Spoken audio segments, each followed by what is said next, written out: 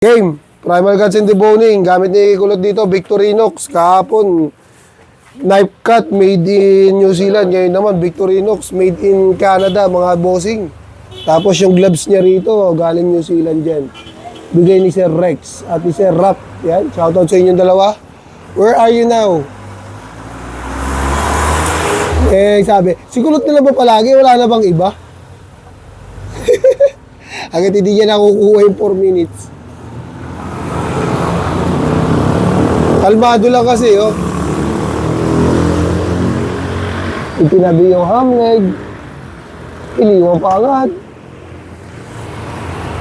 Hindi na nagbilang. Iniwasan ng buto. Yan. Bumubulong-bulong mga bossing. Si Kulot na bumubulong-bulong. Makukuha ko to. Makukuha ko to. Yan na. Nabili. Ay, ang bilis. Ang bilis na mag-deboning mga bossing.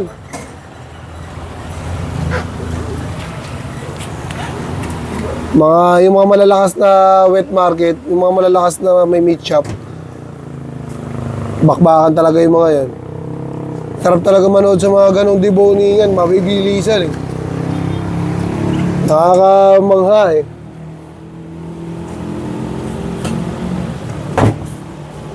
Smooth.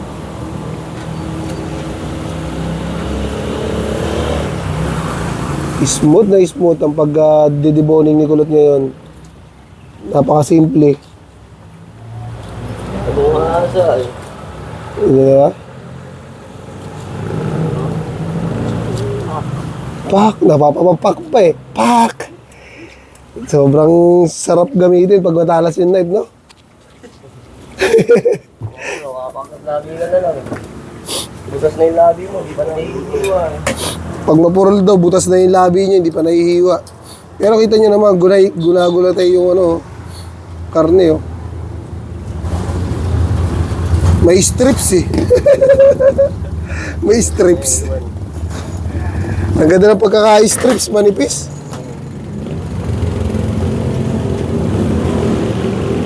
Ayun, strips. Exciting part mga bossing. Makukuha yata ni Kulot ha. Time check. 2 minutes and 50 seconds.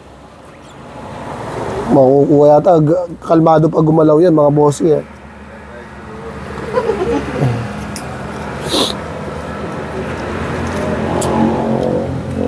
Ito walang buntot. Pag walang buntot, yan, dyan sa taas. Dyan yung simulan yan. Very good. Sa left. Or sa top. Kung saan kayo mas komportable. Kasi pagka may buntot sa baba, sa right. Ayan. Mukhang makukuha ni Kulot to So, hindi talaga siya nagmamadali. Relax lang talaga siya gumalaw. Kalmado lang talaga pag mga pogi eh. Galit. Bago daw ipagkalat.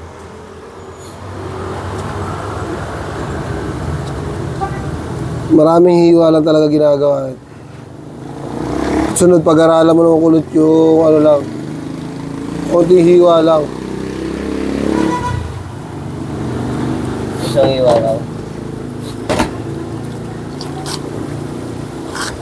Yun perfect shoulder blade.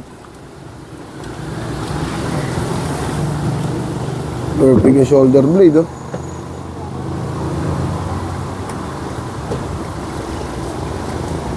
Yan. Sana makaubos tayo ngayon. Merry Christmas sa inyong lahat mga bossing. Sa lahat ng mga baguhan dyan, tuloy-tuloy lang kayo next year.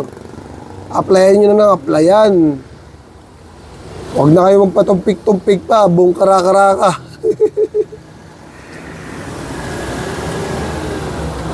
Basta focus lang sa goal. Walang imposible sa tao may pangarap. Para sa pamilya, syempre. Yun na. Tapos na mag-primal cut sa deboning si Kulot. 5 minutes, Kulot. Konti na lang.